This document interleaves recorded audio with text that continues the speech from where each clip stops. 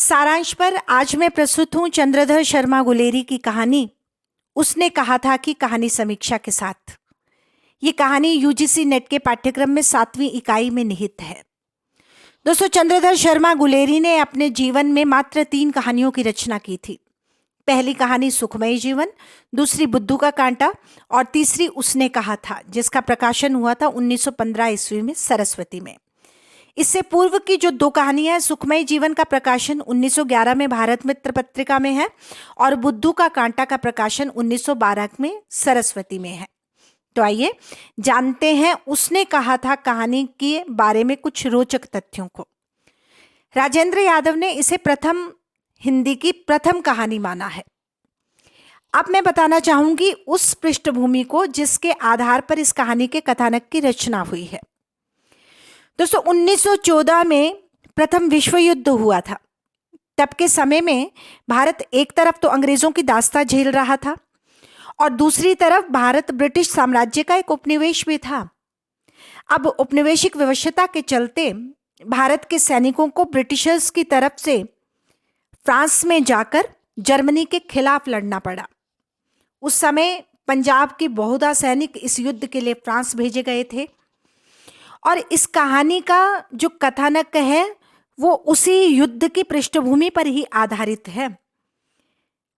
इस कहानी का पात्र लहना सिंह उस युद्ध में लड़ने के लिए फ्रांस की सरजमी पर भेजा गया है।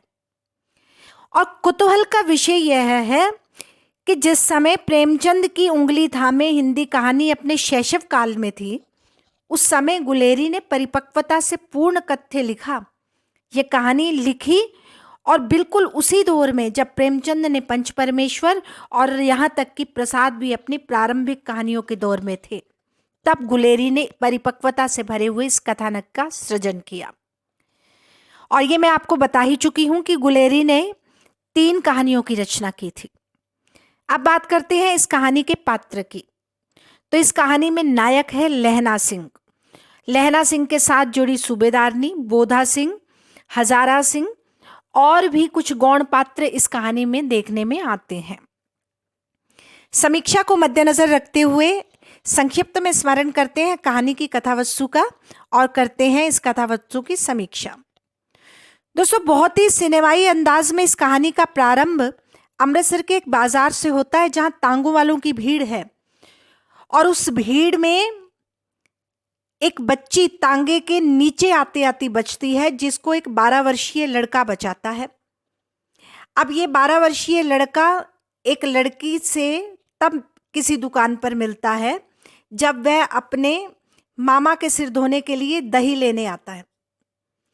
जी हाँ, बिल्कुल अंग्रेजी के लव एट फर्स्ट साइट वाले अंदाज में लड़के के बाल सुलभ मन पर उस लड़की की छवि अंकित हो जाती है।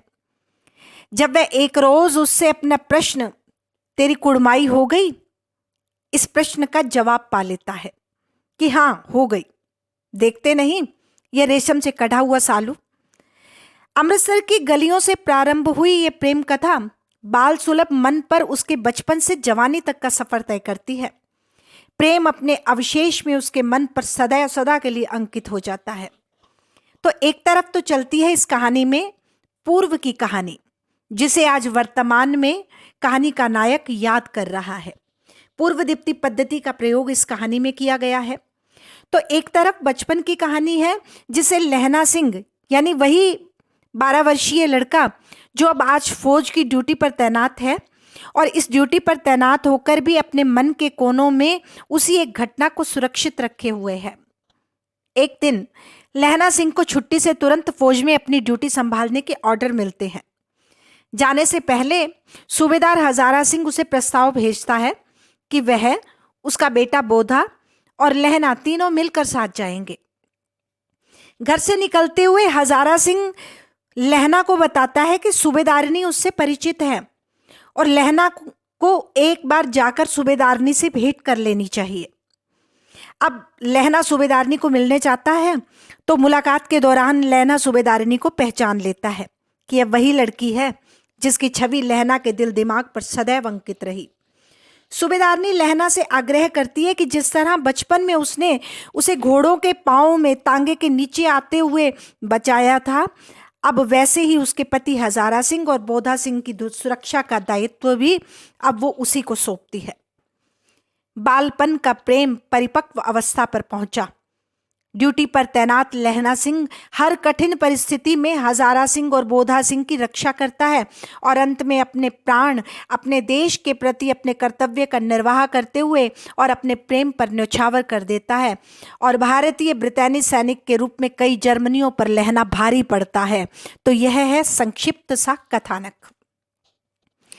दोस्तों, व्यक्तिगत प्रेम और राष्ट्र प्रेम दोनों का निभाव करते हुए इस कहानी का नायक कहानी में अपनी आदर्शवादी भूमिका अदा करता है।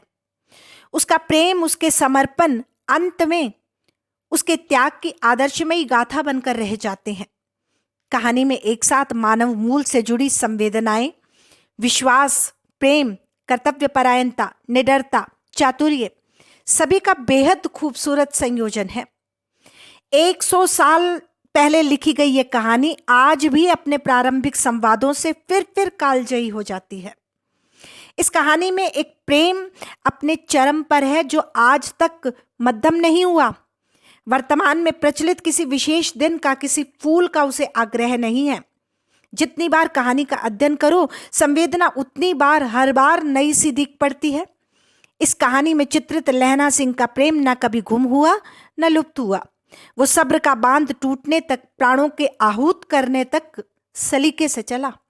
ना राष्ट्र प्रेम और ना कर्तव्य में कोई कमी आई और ना ही स्वार्थ परायणता इस प्रेम के मार्ग को बाधित कर पाई। ये कहानी मानवीय मूल्यों को प्रतिष्ठित करती है, अपने स्वार्थ से ऊपर उठकर दूसरे के लिए जीना सिखाती है, आत्मोत्सर्ग की प्रेरणा देती है, आदर्शमयी तरीके से प्रेम को परवान चढ़ाती है। लहना सिंह की वीरता भारतीय सेना में नेतृत्व की क्षमता का चित्र है। उसकी वीरता, शौर्य और बलिदान इस कहानी के प्राण तत्व हैं। तो दोस्तों, यह थी समीक्षा चंद्रधर शर्मा गुलेरी द्वारा रचित कहानी उसने कहा था से संबंधित। उम्मीद करती हूँ यह समीक्षा आपको पसंद आएगी, आपको अच्छे से समझ में आएगी और आप अपनी प्रतिक्रिया अवश्य जाहिर करेंगे। सारांश पर आज मैं प्रस्तुत हूँ चंद्रधर शर्मा गुलेरी की कहानी उसने कहा था कि कहानी समीक्षा।